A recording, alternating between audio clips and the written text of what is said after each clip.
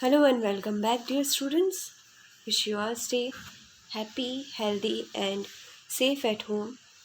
I'm Yojana Parak, and today we are going to discuss a new chapter for Standard 9 from your English textbook Moment.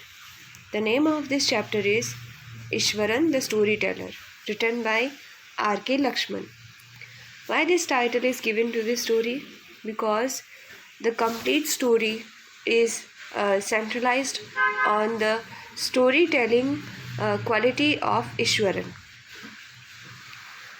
Here, the story is narrated by Mahendra to Ganesh. Mahendra is supervisor and he is an engineer and a bachelor.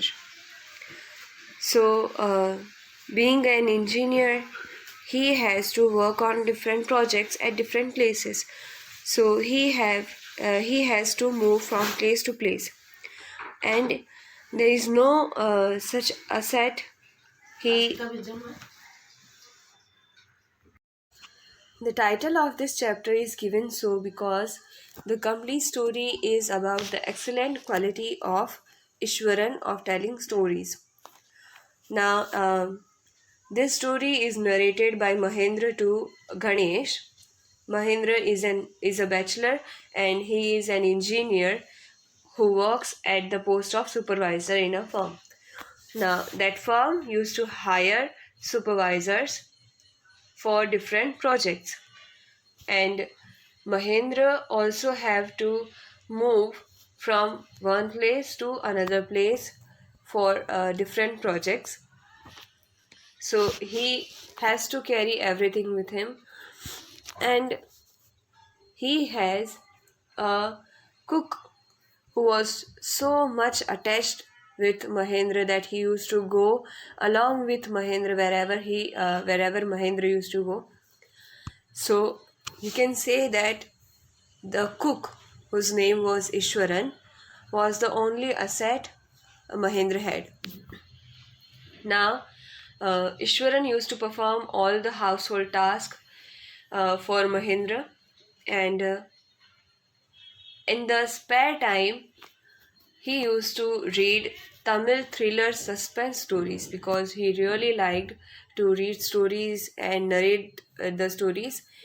So he was really influenced by the Tamil stories because there was so much thrill and suspense in those stories.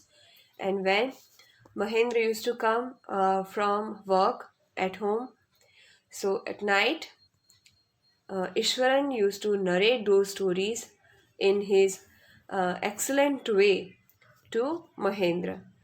So, here in this chapter, we are going to see three different stories narrated by Ishwaran to Mahendra, and how the narrating quality of Ishwaran affect the listener. When he used to narrate those stories, we could feel those stories, we can imagine those stories, and we can feel that we are the part of that story. So anyone could get involved in that story. This was the different way of Ishwaran to narrate the story. So here we are going to see the excellent way of narrating the story of Ishwaran in this chapter. Now let us begin. The story was narrated to Ganesh by a young man, Mahendra, by name. He was a junior supervisor in a firm which offered on hire supervisors at various type of construction sites, factories, bridge, dams, and so on. Mahendra's job was to keep an eye on the activities at the work site. He had to keep moving from place to place every now and then, as ordered by his head office. From a coal mining area to a railway bridge construction site, from there after a few months to a chemical plant which was coming up somewhere. Supervisor is a person whose job is to check the work of all other people. Now let us understand the meaning of this paragraph. Here the story is narrated by Mahendra to Ganesh. Who is Mahendra? He is a junior supervisor who used to work in a firm, and that firm used to hire supervisors for different kind of work, for different kind of projects at different construction sites. He had to move from factories to bridges and then to dams and so on. So in this way, for different kind of work at different places, he had to move from one place to another. His main job was to keep an eye on the activities of other people at the work site. That means he used to supervise the work, whether the work is going properly or not. Here, the incidents are mentioned that he used to work in a coal mining area, then he had to transfer for a railway bridge construction site, and then he was sent to a chemical plant which was coming up somewhere.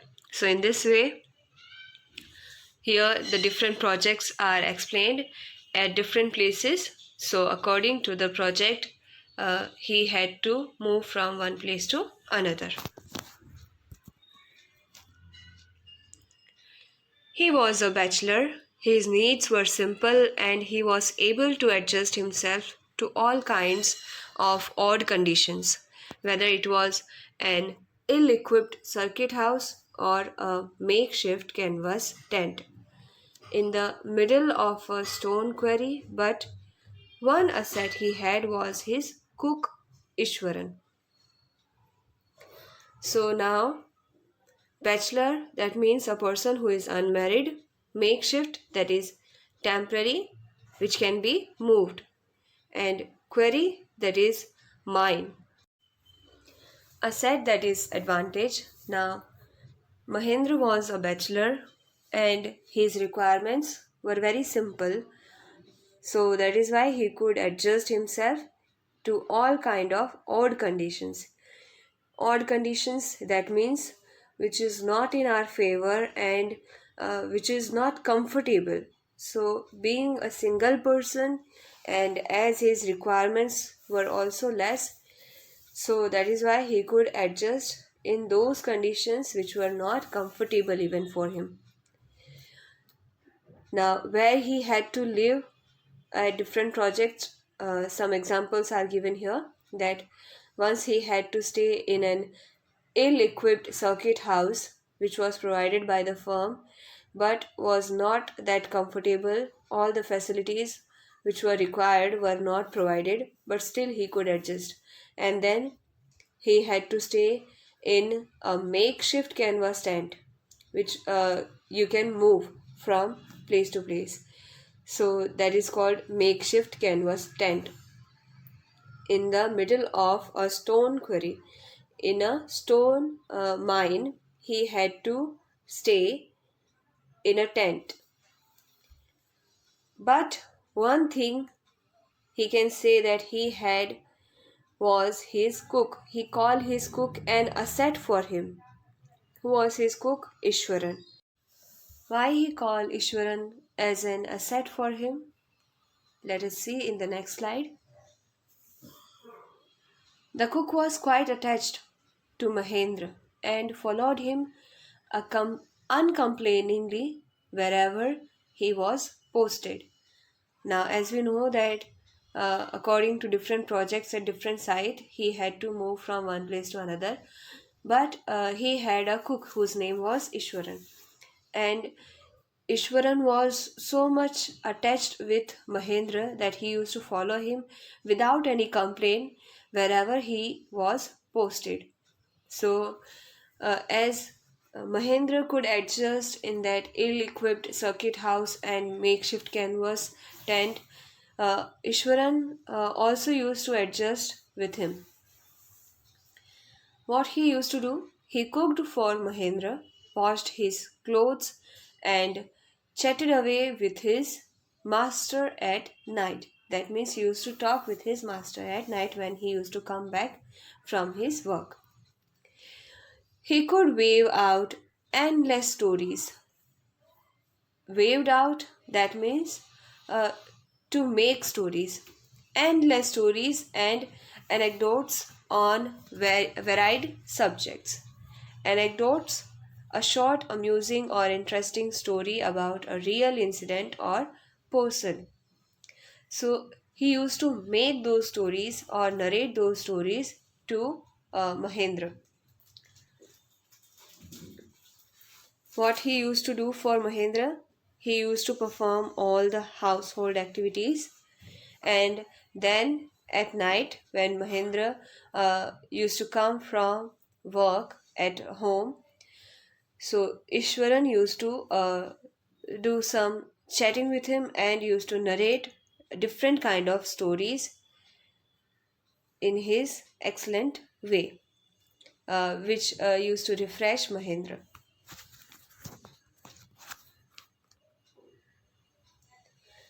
Ishwaran also had an amazing capacity of produce vegetables and cooking ingredients, seemingly out of now here in the middle of a desolate landscape with no shops visible for miles around. He would miraculously conjure up the most delicious dishes made with fresh vegetables within an hour of arriving at the zinc sheet shelter at the new workplace. Desolate, that is uninhabited or empty, where there is no one living, there were no homes, no shops. Conjure up, that means to gather or create with magic. Zinc sheet shelter, that is a temporary place to live with the roof made of metallic sheets. Now Mahendra was again shifted for a new project at new site, and there he was living in a zinc sheet shelter in a desolate landscape where there were no houses, no shops, miles around no one was living other than the site, other than the project. There had nothing in that place. And in such kind of desolate landscape, uh, don't know somehow Ishwaran could gather, he could conjure up all the vegetables and cooking ingredients, and he used to cook the most delicious dishes made with fresh vegetables within an hour.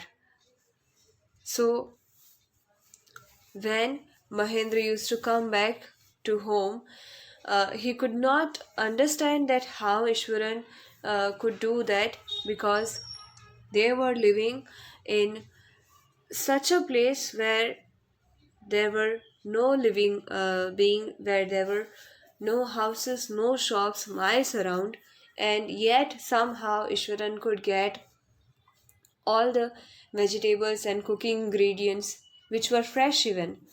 And in such kind of place also he could manage to cook delicious dishes,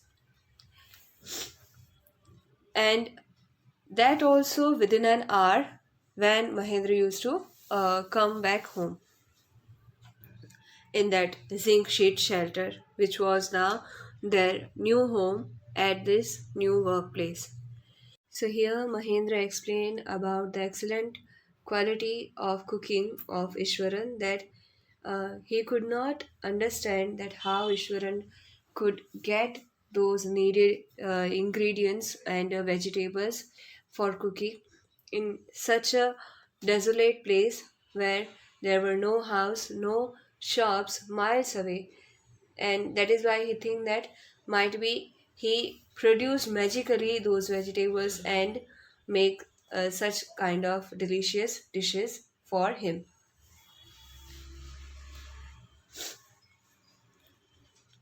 So he was an excellent cook. Mahendra would be up early in the morning and leave for work after breakfast, carrying some prepared food with him. Meanwhile, Ishwaran would tidy up the shed, wash the clothes, and have a leisurely bath, pouring several buckets of water over his head, muttering a prayer all the while. It would be lunchtime by then. Muttering, that means speaking in a low voice. Mahendra used to get up early in the morning and he would leave for work after taking breakfast, and he used to carry lunch with him. Meanwhile, when Mahendra was working at the site, Ishwaran would clean up the shed. Shed here refers to that zinc sheet shelter where they used to live. Wash the clothes and have a leisurely bath. Leisurely bath, that means it took too much time when he used to take bath, because he used to pour several buckets of water over his head. And during that complete period when he was alone at the shed, he used to mutter a prayer. That means he used to sing in a low voice a prayer all the while. Then it would be the lunchtime.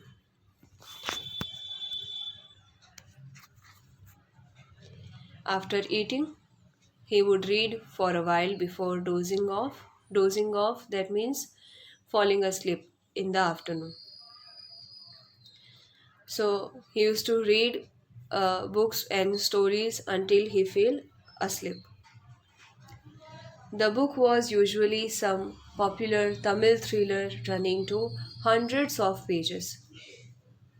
Its imaginative descriptions and narrative flourishes would hold Ishwaran in thrill.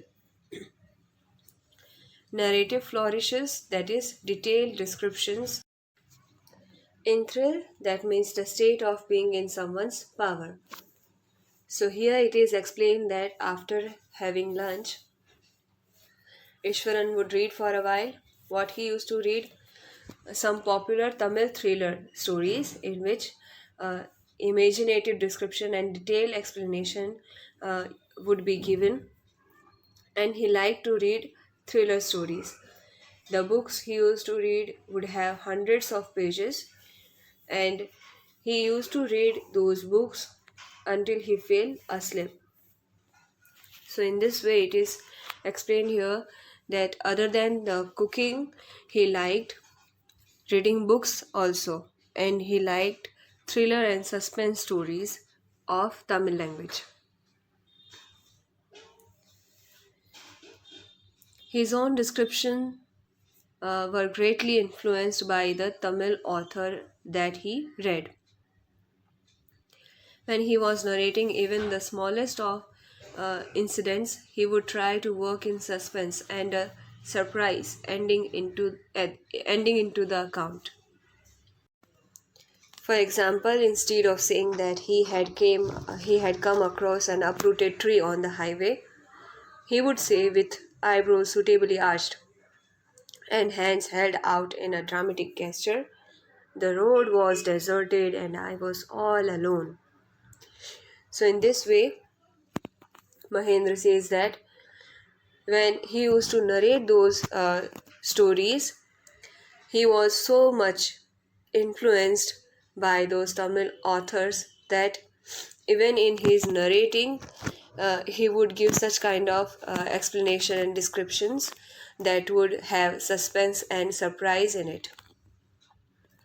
So, in this way, even if he is narrating a small incident, he would work in suspense and surprise ending into the account. That means always, whenever he used to narrate those stories, the description he used to give was greatly influenced by those Tamil authors, and uh, even in that small incident, he used to involve surprise and suspense in it. For example, here it is said that instead of saying in simple words that he had came across an uprooted tree in a single line, he can say the same thing. But instead of saying it in this way, in simple way, he would say by stretching his eyebrows and making dramatic gestures by his hand, moving his hand in a dramatic way for explaining the story. He will say that the road was deserted and I was all alone. Suddenly, I spotted something that looked like an enormous, bushy beast lying sprawled across the road. So I was half inclined to turn and go back, but as I came closer, I saw that it was a fallen tree with its dry branches spread out. Mahendra would stretch himself back in his canvas chair and listen to Ishwaran's tale uncritically. Enormous, that is, huge. So now instead of saying it directly, he is using detailed explanation and creatively he is creating suspense and surprise in the story by saying that when he was all alone on the road, there was no one, the road was deserted.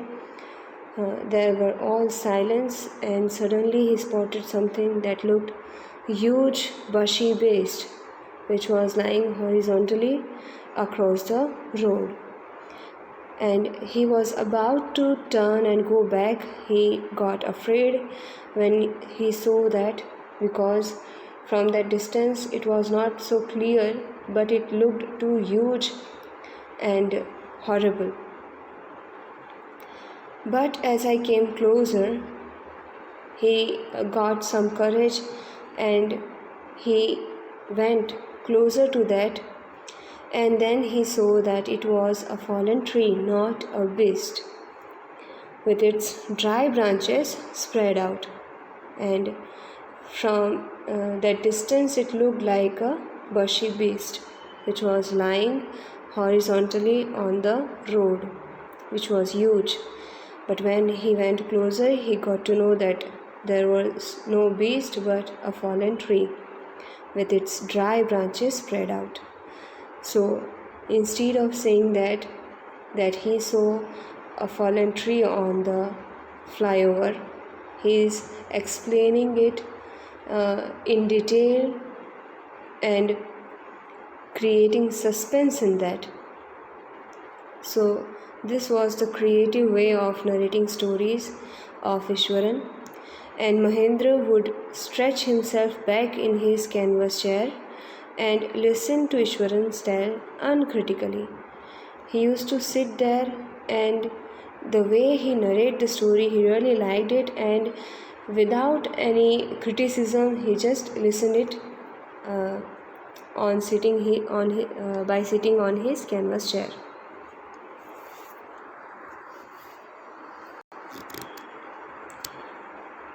Next he says, the place I come from is famous for timber.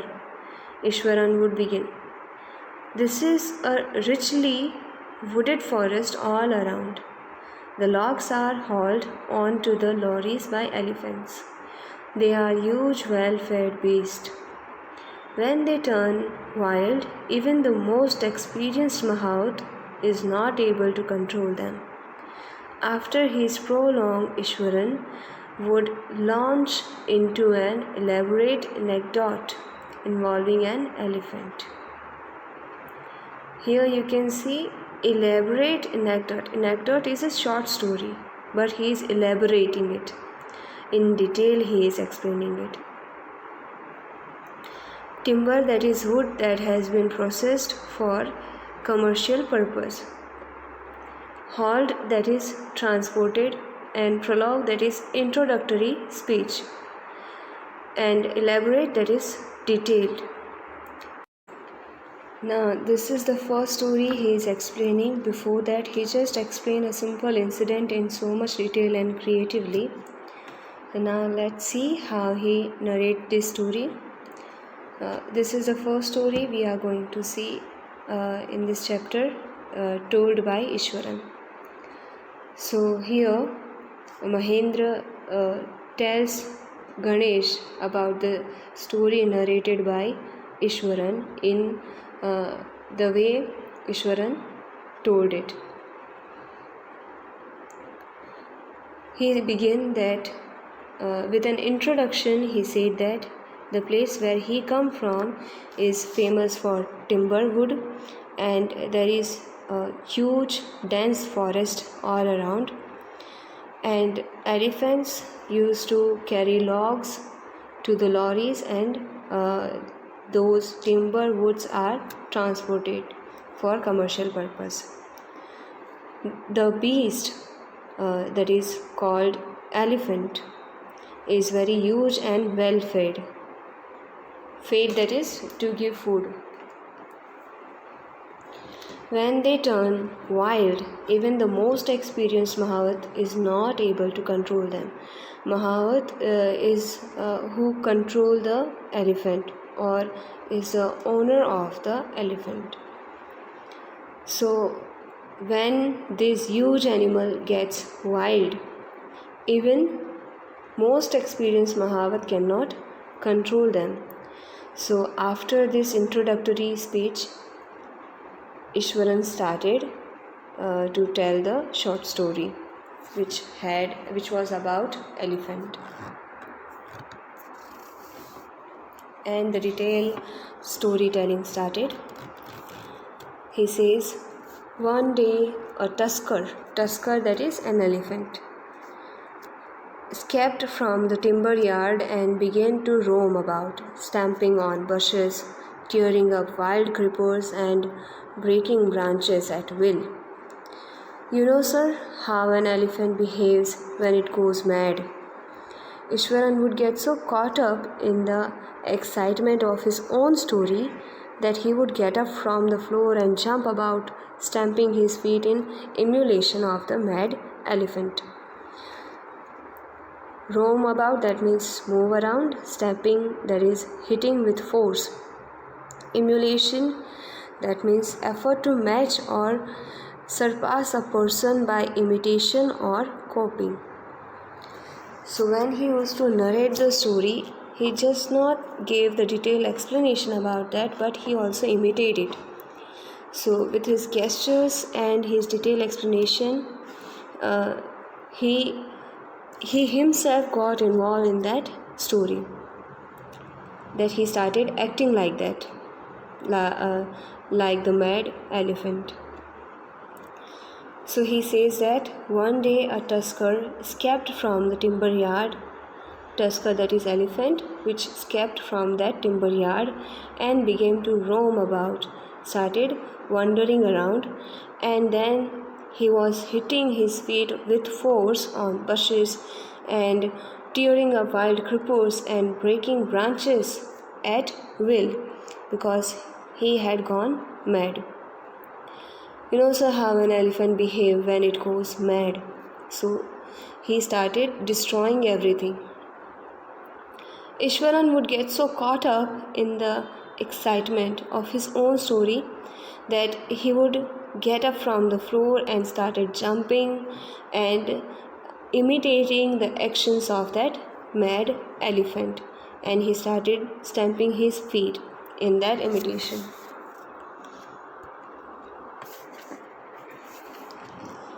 The elephant reached the outskirts of our town, breaking the fences down like matchsticks. So he says that fences and the things around him were nothing for him, and he had gone so mad in anger. He started destroying everything like matchstick. Now he had arrived at the outer area of their town, and it came into the main road and smashed all the stalls selling fruits, started crushing all those things, fruits, mud pots and clothes. So he crushed all the stalls. People ran helter-skelter here and there in panic, cause they got very worried and tensed and confused. So in that panic condition, they started running here and there to save themselves from the elephant. The elephant now entered a school ground where children were playing. Breaking through the brick wall, all the boys ran into the classrooms and shut the doors tight. So, in the school, children were not aware of the destruction done by that mad elephant, and when suddenly that mad elephant entered through breaking the wall of the school, he entered the school ground. All the children, all the boys ran into the classroom and shut their door tight so that they can be saved from that mad elephant, because they all got afraid of his action when he broke the wall.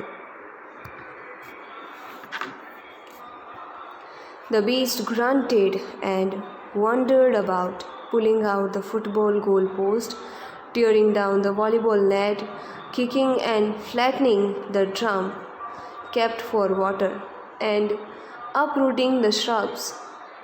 Meanwhile, all the teachers had climbed up to the terrace of the school building. From there, they helplessly watched the depredations of the elephant. There was not a soul below on the ground. The streets were empty, as if the inhabitants of the entire town had suddenly disappeared.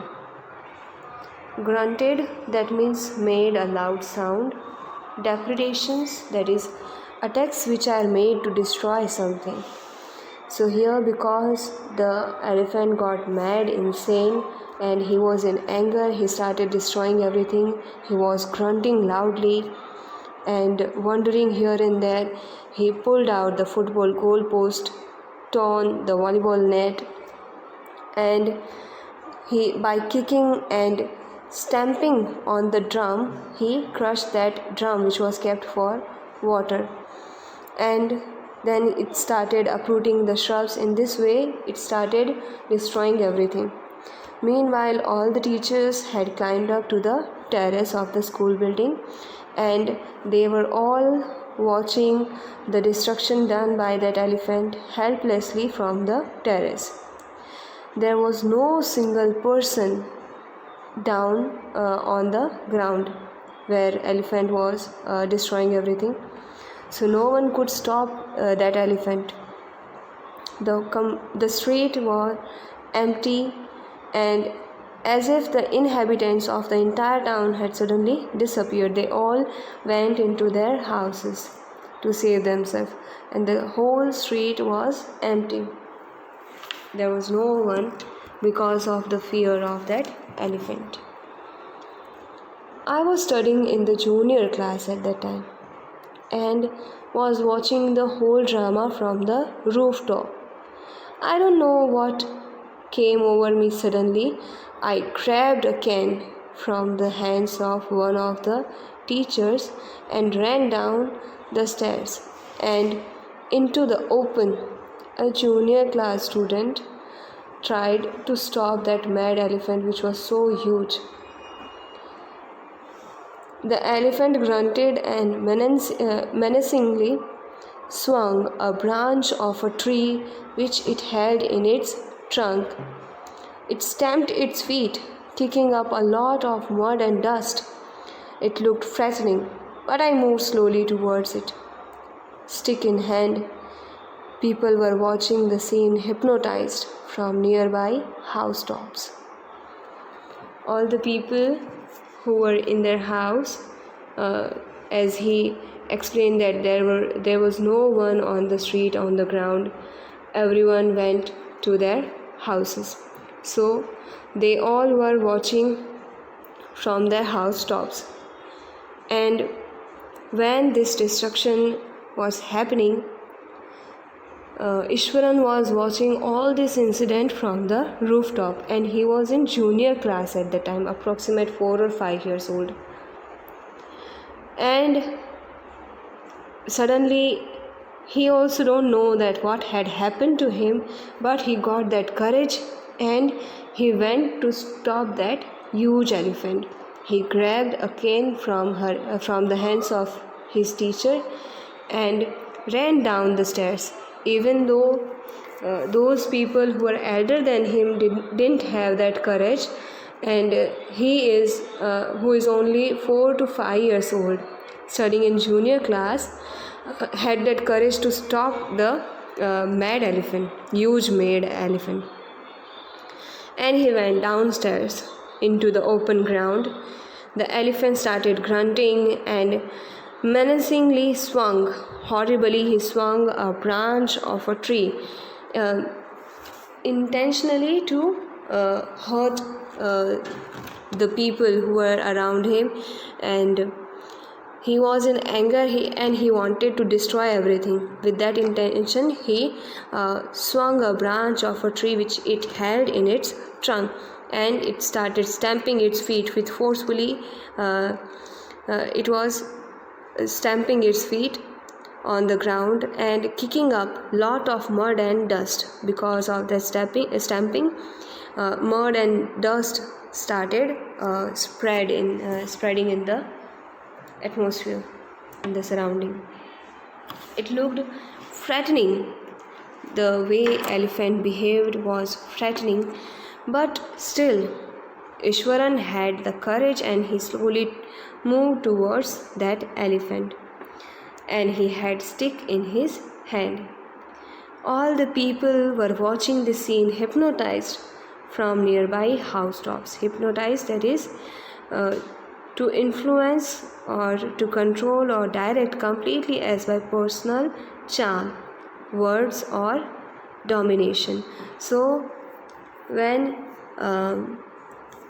he started to going toward that mad elephant, all the people, as if they had got hypnotized by the action of elephant, they were watching all the scene without moving and without reacting anything.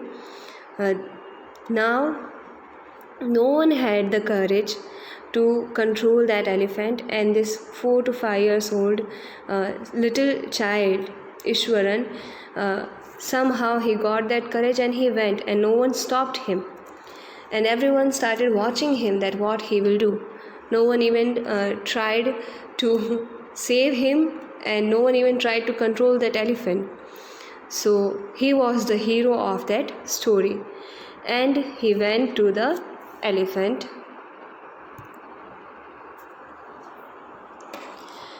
The elephant looked at me, red-eyed, in anger, ready to rush towards me. It lifted its trunk and trumpeted loudly. It made a loud noise, a loud sound. At that moment, I moved forward, and mustering all my force, gathering all the courage I had, whacked its third toenail on the quick. The beast looked stunned for a moment. Then it shivered from head to foot and collapsed. Mustering, that is putting together, waked, that is hit noisily, and collapsed, that is to fall down. So now he went towards the elephant, and elephant was in anger. He looked at that little child, red-eyed with anger, and ready to rush towards that child, Ishwaran. And the elephant lifted its trunk and trumpeted loudly. It made a loud noise, loud sound in anger, and it was about to crush Ishwaran. At the sudden moment, Ishwaran moved forward and gathering up all the courage. Even he was little bit frightened by seeing the action of that mad elephant, as he was so huge and destroying everything, and even no one had that courage to face that animal, face the elephant. So he was also frightened a little bit, but still he gathered up all the courage, and he hit with full force on its third toenail, on the third toenail of the elephant. Quickly, and the beast looked stunned, shocked, and without moving for a moment, it just stopped. And then it started shivering, and from head to foot, it started shivering.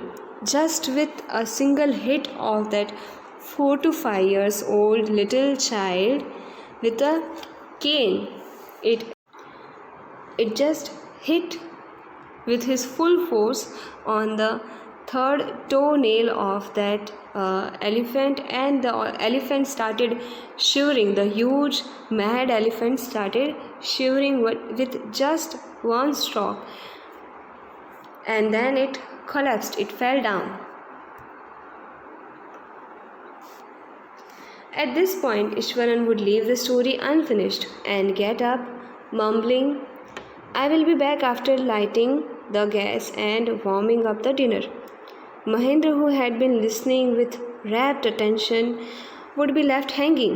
When he returned, Ishwaran would not pick up the thread of the story right away. Rapt attention, that is, completely fascinated or absorbed by what one is seeing or hearing. So he was completely absorbed and fascinated by the narration of Ishwaran. So Mahendra was completely involved in that story. Pick up the thread of the story, that means would not restart the story from where he left in order to arouse curiosity. जानबूझ के वो जहाँ से उसने छोड़ा था वहाँ से वापस रीस्टार्ट नहीं करता था, because he wanted to create curiosity in the mind of listener. So that is why he left the story in between and he went to warm up the dinner. And Mahendra was curious to know the end, but he was left hanging without knowing the climax of that story.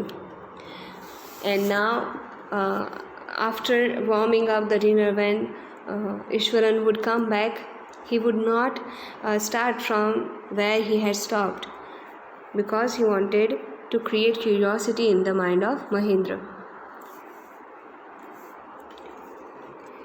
Mahendra would have to remind him that the conclusion was pending. Well, a veterinary doctor was summoned to revive the animal. Ishwaran would shrug casually. 2 days later, it was laid away by its mahavat to the jungle. Veterinary doctor, that is a doctor who specializes in treating animals, summoned, that is called. Shrug, that means to raise one's shoulders slightly and momentarily to express doubt, ignorance, or indifference. So now, when Mahendra was curious to know the climax of that story, and when Ishwaran came back after warming up the dinner, he asked him to tell the conclusion. So Ishwaran said, well, a veterinary doctor was called and he came and revived the animal. Revive, that means to cure, to take away and to cure. Ishwaran would shrug casually. He would react like there is not a big deal in the conclusion. 2 days later, it was laid away by its mahavat to the jungle. So the main thing was just that I hit the elephant and he collapsed. And then nothing much happened. Veterinary doctor came and it cured the elephant, and after 2 days that elephant was taken away by his mahavat to the jungle. So climax had nothing much special about which Mahendra was so much curious. So in this way he ended up that story. Hello and welcome back, dear students. Wish you all stay happy, healthy, and safe at home, and do your studies regularly and properly. I'm Yojna Barak, and today we are going to discuss a new chapter for Standard 10 from your English textbook Footprints Without Feet. The name of this chapter is Bholi, written by K.A. Abbas.